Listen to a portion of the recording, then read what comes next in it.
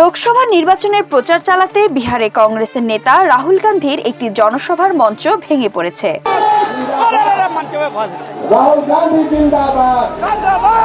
সোমবার ওই জনসভায় যোগ দেন ভারতের প্রধান বিরোধী দল কংগ্রেসের নেতা রাহুল।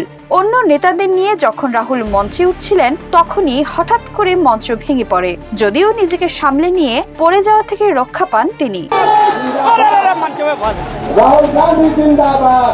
বিহারের রাষ্ট্রীয় জনতা দলের প্রেসিডেন্ট লালু প্রসাদ যাদবের মেয়ে মিশা ভারতীর পক্ষে ভোটের প্রচার চালাতে পালিগঞ্জে নির্বাচনী জনসমাবেশে যোগ দিতে যান রাহুল গান্ধী। মিশা ভারতী লোকসভার পাটালিপুত্র আসনে প্রতিদ্বন্দ্বিতা করছেন। মঞ্চ ভেঙে পড়ার একটি ভিডিও মাইক্রো ব্লগিং সাইট এক্সে পোস্ট করেছে press trust of India PTI.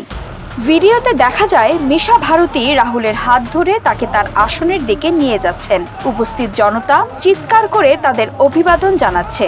রাহুলের নিরাপত্তা রক্ষীরা তার সঙ্গে আছেন। অন্যান্য নেতারাও মঞ্চে উঠে আসছেন। মঞ্চের মাঝখানে দাঁড়িয়ে মিশা কাউকে কিছু বলতে যাচ্ছিলেন। সে সময় হঠাৎ করে মাঝখান থেকে মঞ্চ ভেঙে পড়ে। হাত ধরে থাকা মিশা রাহুলকে পড়ে যাওয়া থেকে সামলাতে সাহায্য করেন। রাষ্ট্রীয় জনতা দলের আরেক নেতাও দ্রুত গিয়ে এসে রাহুলের হাত ধরে ফেলেন। এরপর জনতার উদ্দেশ্যে হাত নেড়ে রাহুল ভারতী একটু এগিয়ে যেতেই মঞ্চ আবারও খানিকটা ডেবে যায়। তবে এবার আর ভারসাম্য রক্ষা করতে সমস্যা হয়নি রাহুলের। পরে মঞ্চের উপর থেকে ভিড় কমিয়ে ফেলা হয়। ভাঙা মঞ্চের উপরই পাতা আসনে বসে বাকি কাজ সারেন রাহুল।